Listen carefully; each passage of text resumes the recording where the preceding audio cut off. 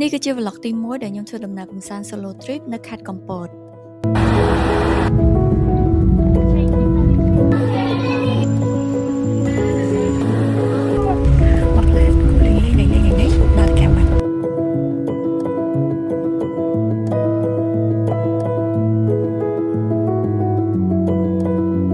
ដោយសារការ solo trip លើកនេះគឺជាការ solo trip លើកទី1សម្រាប់ខ្ញុំអញ្ចឹងខ្ញុំសម្រេចចិត្តថាពេលទៅខ្ញុំជិះរថភ្លើងហើយពេលមកវិញខ្ញុំជិះឡានពេលដែលខ្ញុំជិះរថភ្លើងហ្នឹងគឺខ្ញុំជ្រើសរើសយកកៅអី VIP ហើយពេលមកវិញខ្ញុំមកជាមួយនឹងបេនឡានឯករាជ្យ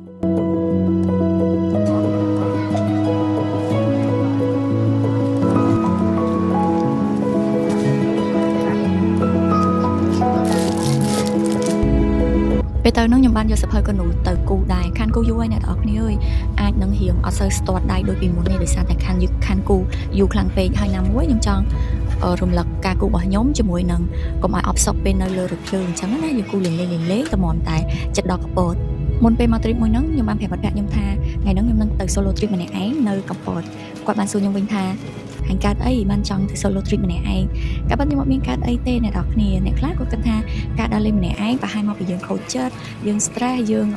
ចង់ relax ឬមួយក៏យើងមានបញ្ហាអីមួយទើបយើងសម្រេចចិត្តដើរលេងម្នាក់ឯងតែខ្ញុំអត់មានបញ្ហាអីទាំងអស់ការដើរលេងម្នាក់ឯងនេះវាគឺជា challenge មួយសម្រាប់ខ្ញុំដែលខ្ញុំចង់ធ្វើវាយូរមកហើយប៉ុន្តែខ្ញុំអត់មានពេលហើយមួយទៀតអត់សូវមានភាពក្លាហានក្នុងការធ្វើវាតែទោះបីក្នុងចិត្តភ័យបារម្ភយ៉ាងណាក៏ខ្ញុំគិតថាបើអ្នកផ្សេងអាចធ្វើកើតហេតុអីក៏ខ្ញុំធ្វើអត់កើត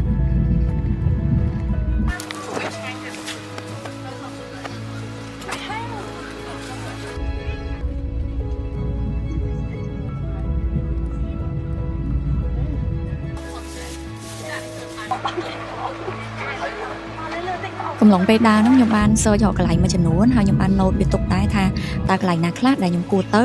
ហើយខ្ញុំបាន note វាជា list ទុកនៅក្នុងសៀវភៅរបស់ខ្ញុំសូមនិយាយកន្លែងនេះបន្តិចសៀវភៅនេះគឺជា weekly planner ដែលខ្ញុំជាមួយនឹង team ខ្ញុំធ្វើឡើងហើយវាទើបតែចេញថ្មីនេះដែរអញ្ចឹងអ្នកនរគ្នាចង់ទិញអាចតាក់ទងទៅ page artist planner បានណា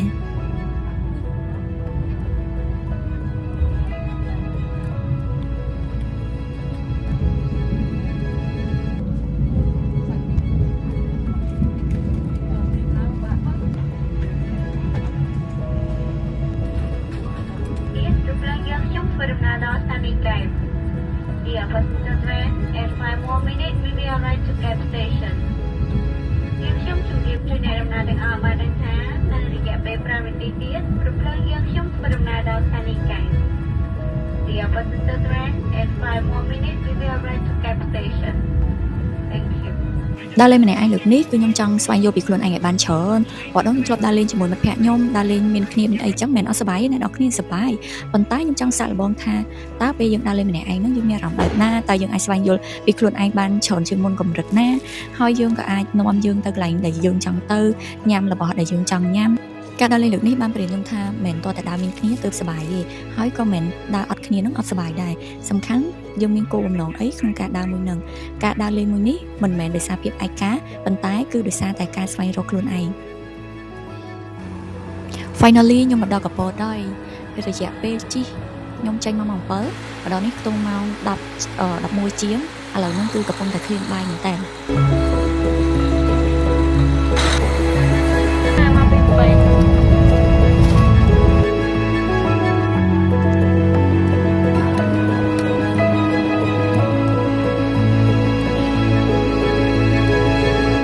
ខ្ញុំមកញ៉ាំបាយប៊ីនៅនេះខ្ញុំឲ្យពូ pass app ជូនខ្ញុំមកខ្ញុំមិនដឹងកន្លែងហ្នឹងគេហៅគេទេប៉ុន្តែខ្ញុំគ្រាន់ប្រាប់គាត់ថាជូនខ្ញុំទៅកន្លែងគេល្បីបាយប៊ីនៅក្នុង TikTok ហើយគាត់ថាហ្នឹងហើយកន្លែងហ្នឹងគឺគេល្បីក្នុង TikTok ហើយខ្ញុំទៅញ៉ាំគឺឆ្ងាញ់អ្នកនរគ្នាតែខ្ញុំអត់ដឹងកន្លែងណាទេដោយសារអត់ស្គាល់ផ្លូវចេញពីហ្នឹងខ្ញុំក៏ទៅដងទេខ្ញុំធ្លាប់ទៅពីបេដងដែរប៉ុន្តែដោយសារតែឥឡូវដងទេមានការអាប់ដេតថ្មីអញ្ចឹងខ្ញុំសម្រេចចិត្តថាខ្ញុំទៅហ្នឹងហើយខ្ញុំចូលចិត្តទេសភាពនៅហ្នឹងចូលចិត្តបរិយាកាសនៅហ្នឹងដោយសារតែខាងមុខរៀងមនុស្សច្រើនគេលេងទឹកសមុទ្រប៉ុន្តែខ្ញុំមកកន្លែងហាងកាហ្វេនេះវារៀងស្ងាត់ហើយលឺសលេងសត្វយំសត្វអីចឹងហើយ so relax អាកាសធាតុក្តៅប៉ុន្តែដោយសារតែយើងនៅក្រោមដើមឈើគឺវាមានខ្យល់បក់មកអត់សូវក្តៅទេហើយ relax មែនតើ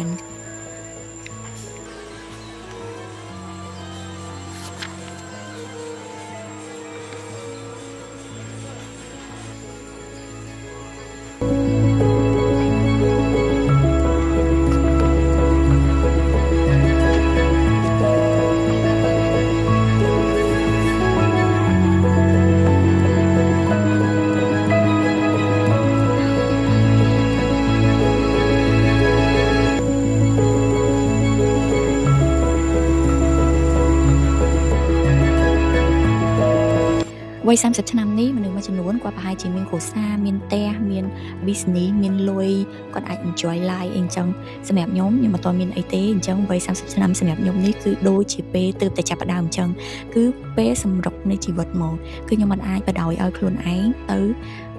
តាមអាយុយតកម្មទៀតទេខ្ញុំធ្វើអីដែលខ្ញុំអាចធ្វើបានខ្ញុំត្រូវប្រឹងរៀនខ្ញុំត្រូវស្គាល់អ្វីថ្មីថ្មីអ្វីដែលខ្ញុំចង់ធ្វើខ្ញុំត្រូវសាកល្បងឲ្យហើយព្រោះខ្ញុំអត់ចង់ឲ្យពេលវេលាហ្នឹងកន្លងហួសទៅដោយអត់ប្រយោជន៍ទេដោយការចង់ដើរលេងម្នាក់ឯងនេះគឺខ្ញុំចង់ធ្វើយូរហើយប៉ុន្តែហេតុអីបានខ្ញុំមកទៅធ្វើឥឡូវហើយឥឡូវហ្នឹងគឺជាកំឡុងពេលដែលខ្ញុំរវល់ខ្លាំងមែនតើប៉ុន្តែខ្ញុំត្រូវតែឆ្លៀតព្រោះបើសិនជាពេលហ្នឹងខ្ញុំអត់សាកល្បងទេតែពេលណាខ្ញុំអាចសាកល្បងបើពេលហ្នឹងខ្ញុំនៅតែខ្លាចតែពេលណាខ្ញុំក្លាហាន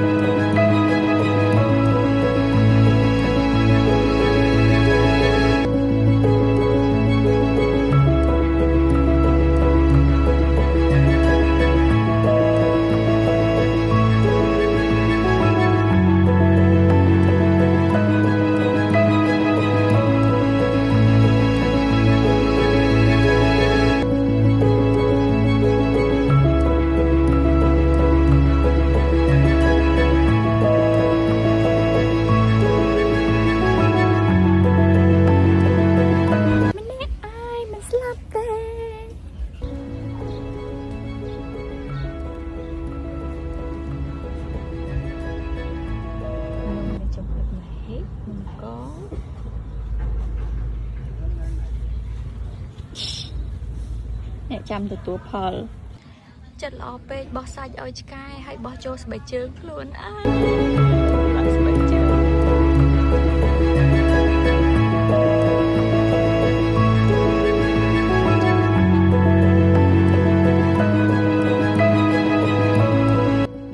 លេងជាមួយខ្លួនឯងពេញមួយថ្ងៃឥឡូវខ្ញុំត្រឡប់ទៅវិញហើយខ្ញុំជិះជាមួយនឹងឡានឯករាជ្យកន្លែងគាត់ clean ស្អាតខ្ញុំចូលទៅបន្ទប់ទឹកគឺស្អាតព្រោះពេលយើងមកពីហត់ចឹងទៅយើងចូលបត់ដៃបត់ជើងមុនយើងធ្វើដំណើរឡើងទៅវិញណាគឺល្អមែនតើហើយកន្លែងគាត់សួរហោទៀតនៅលើផ្លូវធំហើយនៅក្នុងក្រុងចិត្តវងមូតរេសំខាន់ក៏ចិត្តល្អមែនតើកាលប៉ុតខ្ញុំបុកម៉ោង 7:45 ប៉ុន្តែដោយសារម៉ោង 5 នេះគាត់នៅសល់កៅអីតនេចឹងក៏សួរខ្ញុំថាខ្ញុំចង់ទៅមុនអត់កាលប៉ុតខ្ញុំត្រូវនៅលេងតទៀតប៉ុន្តែដោយសារខ្ញុំរៀងហត់ហើយអស់កម្លាំងហើយរៀងស្អុយស្អាប់ដែរចឹងបើខ្ញុំនៅអង្គុយចាំក៏វាយូរទៀតចឹងខ្ញុំសម្រេចចិត្តថាខ្ញុំទៅមុនជាមួយនឹងឡានចេញមុនមកទៅខ្ទង់ម៉ោង 5 ជាង